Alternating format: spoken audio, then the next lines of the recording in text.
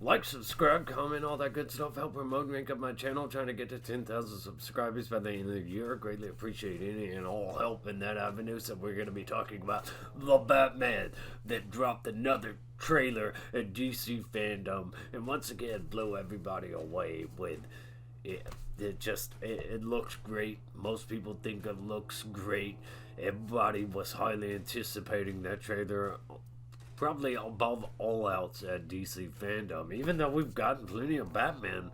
Um, yeah, in comparison to everything else, that was the one that most people were waiting for, looking forward to. So, Matt Reeves on why the Batman isn't another origin story, and this is something that really bothers me. There's too much Batman origin stuff. That's one of the reasons. And technically, this isn't an origin story, but at the same time, it kind of is. It's a very early Batman.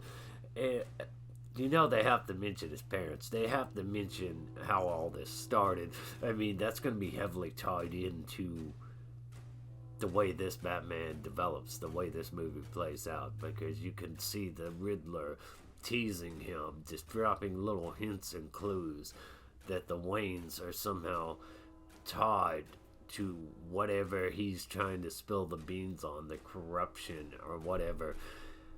So it went on to make no mistake about it, the Batman isn't going to be another origin story. What, that train is so obnoxious and annoying. I'm sorry if you can hear that. It comes at the most inconvenient times. But the jury is still out on whether or not we'll see the fatal demise of Thomas and Martha Wayne for the 9th time through the use of flashbacks. The Batman director Matt Reeves has been adamant fans going to get to the cinema aren't in store for an origin movie.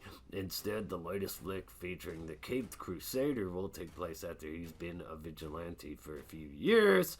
I felt that we'd seen a lot of origin stories, Reeves said during a virtual appearance at DC Fandom. We've seen things go further and further into fantasy, and I thought, well, one place we haven't been is grounded it in a way that Year One does, to come right into a young Batman.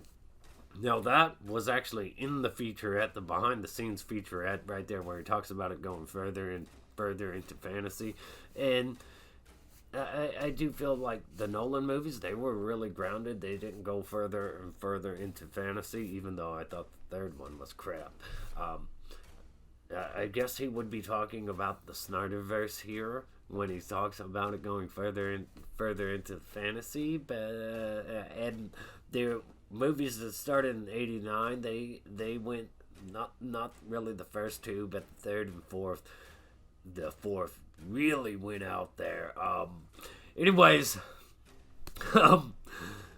I kind of disagree with that going further and further into fantasy, because there wasn't a standalone Batman in the Snyderverse. So, if we haven't been, is grounding it in a way that Year One does. So, not be an origin tale, but refer to his origins and shake him to his core. Instead of focusing on a lot of the razzle-dazzle of Bruce Wayne technology and gadgetry, that's one thing the Nolan movies really did.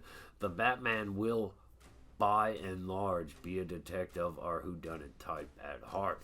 And that's really interesting to see Batman in this more detective style. Also, the hand-to-hand combat, it looks like this Batman can really throw down, unlike the Nolan one.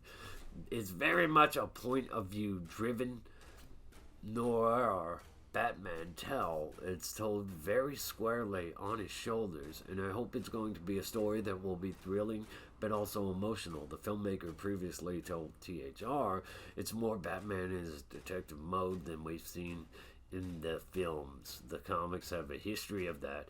He's supposed to be the world's greatest detective, and that's not necessarily been a part of what the movies have been. That's very true, and that is one of the biggest lingering issues with the movies, the lack of detective skills, or the lack of actually showcasing that aspect of his skill set. And that's not necessarily been a part of where the movies have been. I'd love this to be the one where when we go on that journey of tracking down the criminals and trying to solve a crime, it's going to allow his character to have an arc so that he can go through a transformation. I'm really looking forward to this.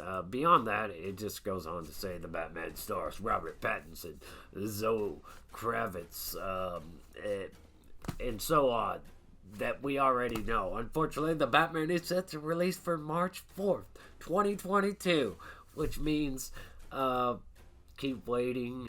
Anyways, like, subscribe, comment, all that good stuff. Stay awesome. Rock on.